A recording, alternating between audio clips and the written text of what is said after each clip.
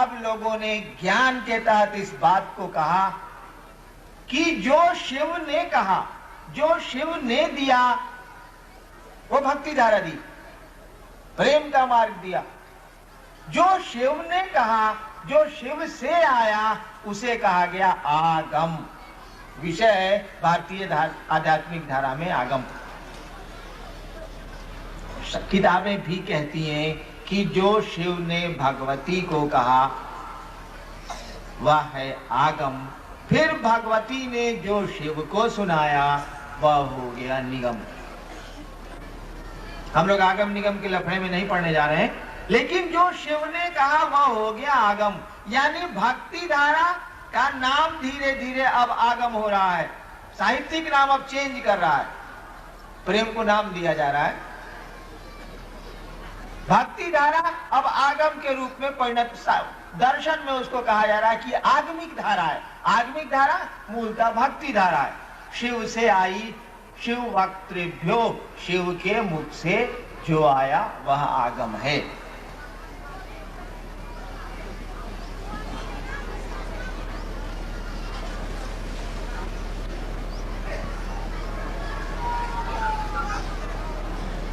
जो शिव की पूजा की परंपरा धीरे धीरे इधर आई, वैदिक काल में आई, तो ऋग्वेद के बाद यजुर्वेद, अथर्ववेद, सामवेद में तो गीत है, कुछ है नहीं। यजुर्वेद और अथर्ववेद के पीरियड में शिव से जुड़ी हुई शक्ति धीरे धीरे स्वतंत्र रूप में निखरने लगी है।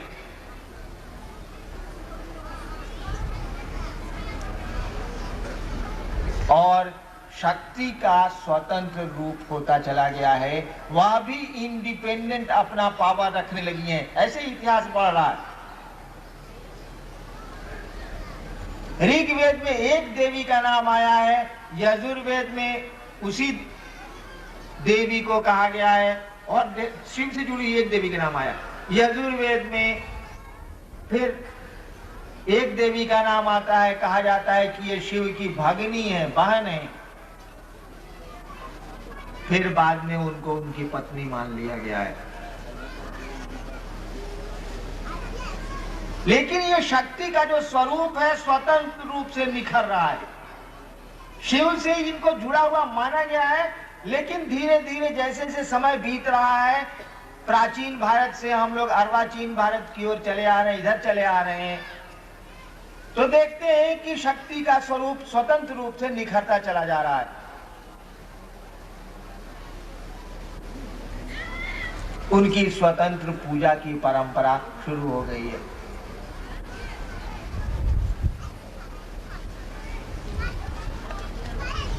धीरे धीरे क्या हुआ कि सक्षम गुरुओं की कमी होने लगी।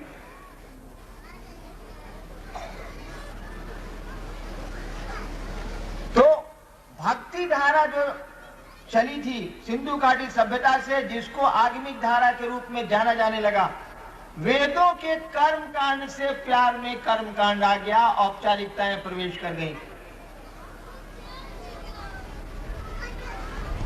यानी आगमिक धारा भी सिस्टम में आने लगी। प्यार तो सिस्टम जानता नहीं, प्यार प्यार है। स्वतः शिव के प्रति लोगों के प्यार की स्थिति कम होने लगी, तो प्यार पैदा करने का तरीका ढूंढा जाने लगा। प्यार पैदा करने का बहुत सुंदर तरीका इस देश में भी एक है। एक हमारे गुरु भाई ने कहा कि प्यार तो पैदा हो जाता है, किया नहीं जाता।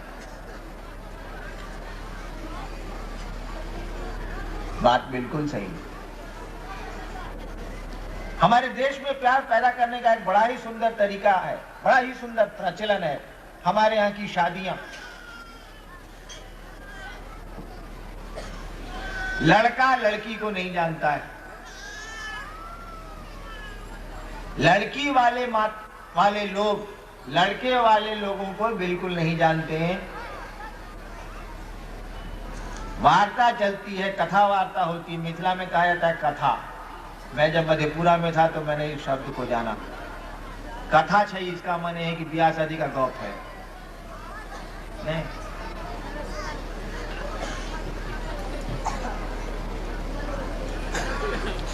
लड़की वाले लड़के वालों से बात करते हैं, शादी की तिथि तय होती है। लड़का लड़की के बारे में कुछ भी नहीं जानता है। लड़के की मना स्थिति, लड़की की मना स्थिति, दोनों का परिवेश भिन्न है। न लड़की लड़के को जानती है, न लड़का लड़के को जानता है। दोनों की स्थितियां और परिवेश भी भिन्न भिन्न है।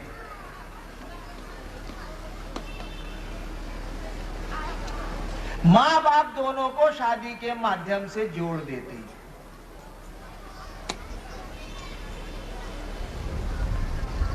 माँ बाप दोनों को शादी के विवाह के उत्सव में दोनों को जोड़ देते हैं, शादियां करा देते हैं। और शादियां इसी उद्देश्य से कराई जाती हैं कि दोनों में प्यार पनप जाएगा और जीवन की गाड़ी चलेगी। और चलती है। ढेर सारे भाई यहाँ बैठे हैं, उनको यह चिंता सता रही होगी कि हमारे मेहरारू कैसन बिया, देखो हम 4 घंटा से जब बैठल बनी। या हमारी माँ बहनें सोचती होंगी कि पति ऑफिस गए हैं, अब लौट के आएंगे, खाना खाना है, अब चलना चाहिए, दोपहर का समय बीत रहा है। देखिए प्यार पनप गया, चिंता आपको सताने लगी, संवेदनाएं बढ़ने लगी, आप संवेदनशील होने लगे। शादी के माध्यम से प्यार पैदा कर दिया गया है और प्यार हो गया है। एक दिन कोई लड़का लड़की को नहीं जानता था, लड़की लड़के को नहीं जानती थी, दोनों बिल्कुल एक दूसरे से अनजाने थे।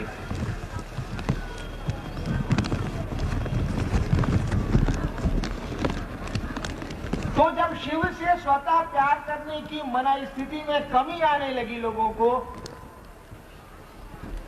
इसमें सहारा दिया वेदों के कर्म कांड में।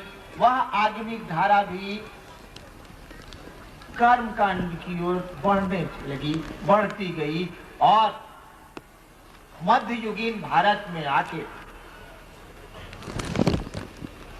10वीं शताब्दी तक आते आते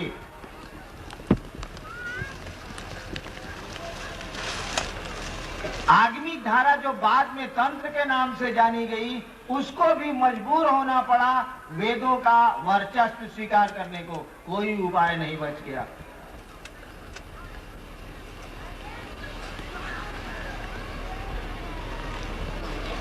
वह भक्ति धारा धीरे धीरे तंत्र के रूप में जानी गई और तंत्र में शक्ति की पूजा का बाहुल्य हुआ, उसकी प्रधानता बढ़ने लगी।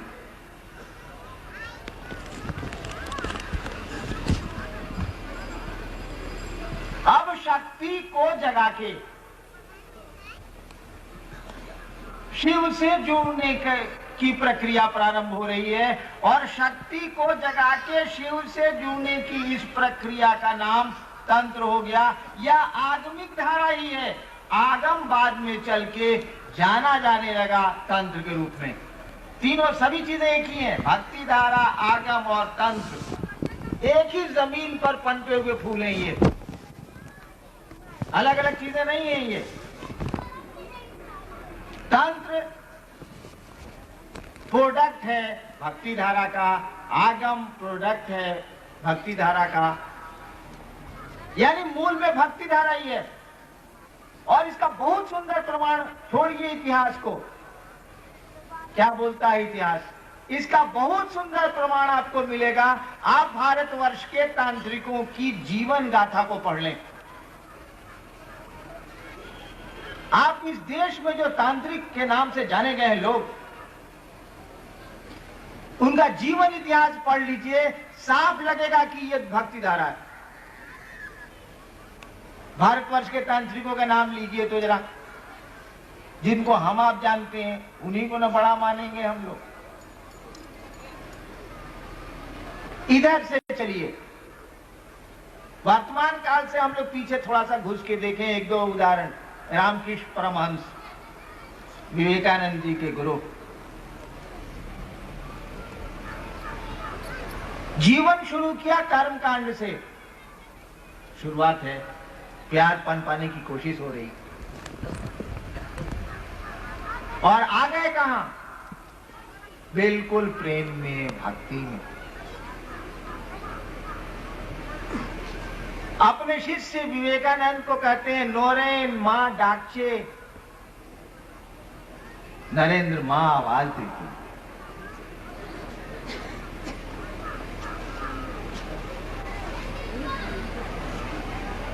तांत्रिक की परिभाषा पहले मैं स्पष्ट कर दूं, शायद आप तांत्रिक कहते किसको है?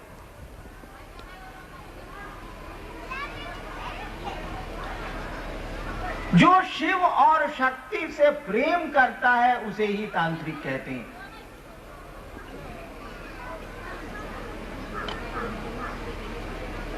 यह व्याख्या मैं बिल्कुल प्रमाणित दे रहा हूं, भारतवर्ष का कोई ग्रंथ इसको नहीं काटेगा।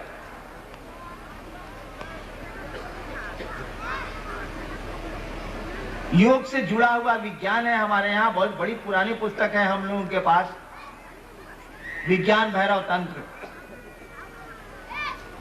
विज्ञान भैरव तंत्र में 112 योग की विधाएं हैं, तंत्र की विधाएं उसमें नहीं। वैसे तंत्र की क्या विधा होगी, प्यार की कौन सी विधा होती? विज्ञान भैरव तंत्र की शुरुआत में भगवती पूछती हैं शिव से,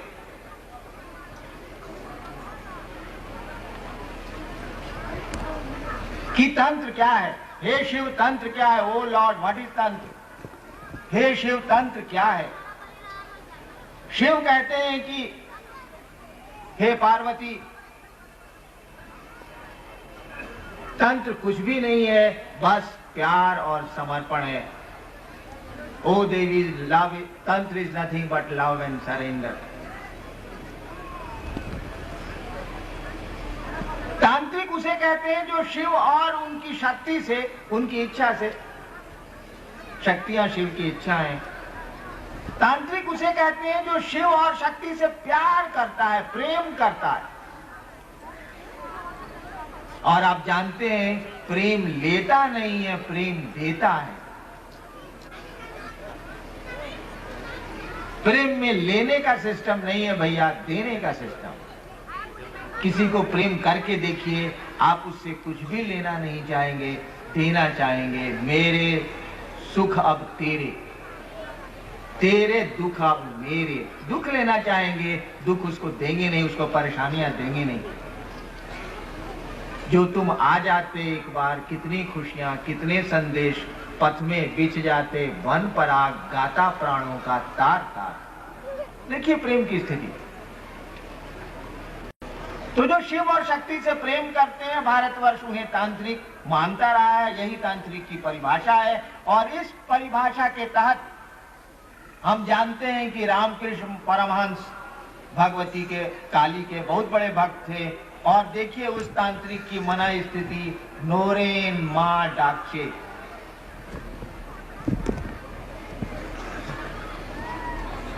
चलिए दूसरे तांत्रिक को, ठीक उसी कालखंड में एक और तांत्रिक पैदा हुआ है बर्धमान में, बंगाल के राम प्रसाद,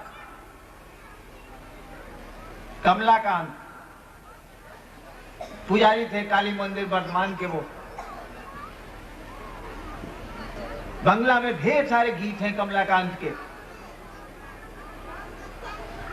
आज भी आप बर्धमान के उस वो जो उनका बर्धमान की महारानी थी, उनका जो मंदिर है, आप जाएंगे तो देखेंगे कि वो कमलाकांत जहाँ बैठा करते थे वहाँ आदमी की खोपड़ी रखी है और चिमटा रखा है, ढेर सारी चीजें उनकी रखी हैं।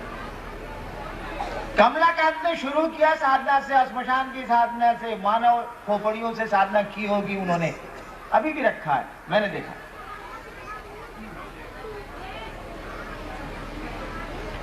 और कमलाकांत कहते क्या है?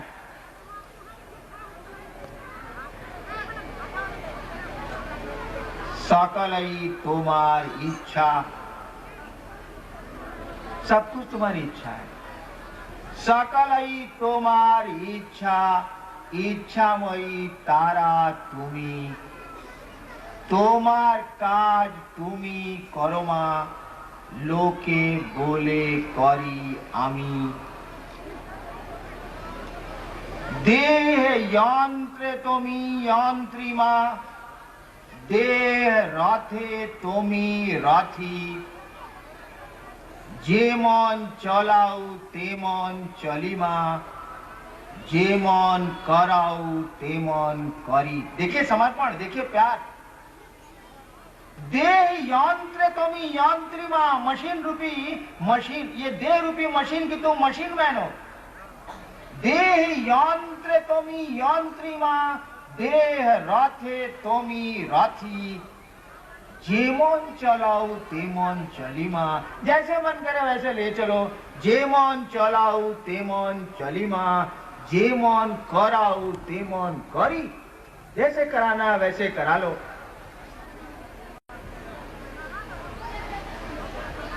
देखिए यहाँ केवल प्रेम है और कुछ नहीं है। पूजा के सामान में आदमी की खोपड़ी भी मिल रही है, कमलाकांत जहां बैठे हैं आज भी रखी है बर्दवान के उस काली मंदिर में। और कमलाकांत कह क्या रहे हैं? कह रहे कि लोके बोले कौरी आमी, लोग बोलते हैं कि मैं करता हूं। तोमार काज तुमी करो मां, हे मां सारे काम तो तुम्हारे हैं, तुम करो। अरे लोग तो ऐसे ही बोलते हैं कि मैं करता हूं, मैं कहां करता हूं। देखिए प्यार और समर्पण।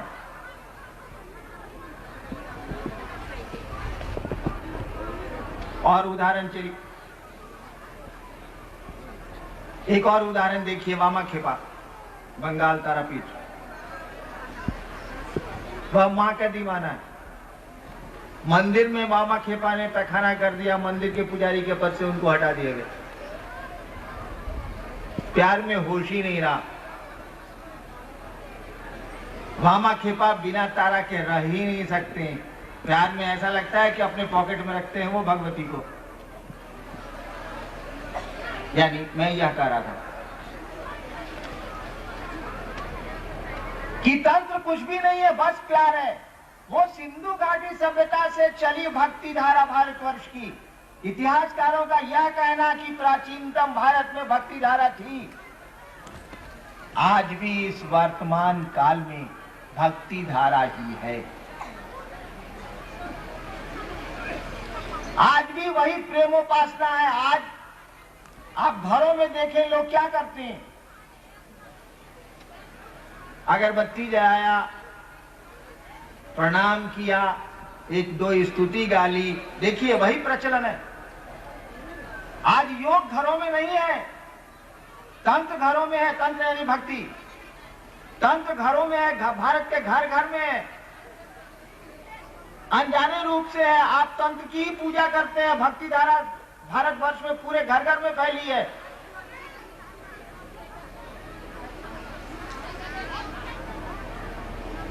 तंत्र और योग में कोई डिफरेंस नहीं, लेकिन शुरुआत में दोनों की विधा अलग अलग है।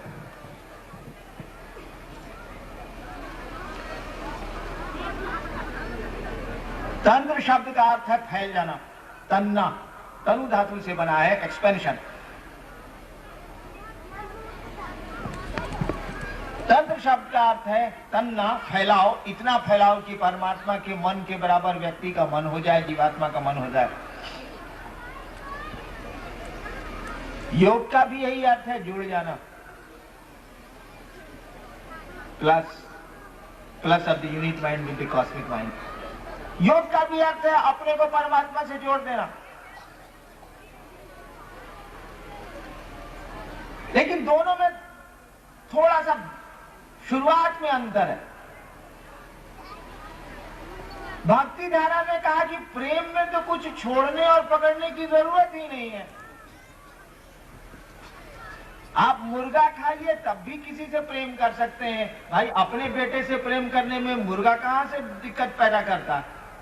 आप प्याज लहसुन नहीं भी खाइए तो अपने बेटे को प्रेम करने में कहां असुविधा पैदा होती है? आप लाल कपड़ा पहनिए या साधु का बाना पहनिए या पैजामा पहनिए पहनिए, भाई पत्नी से प्रेम करने में पतलून कहाँ आड़े आती है?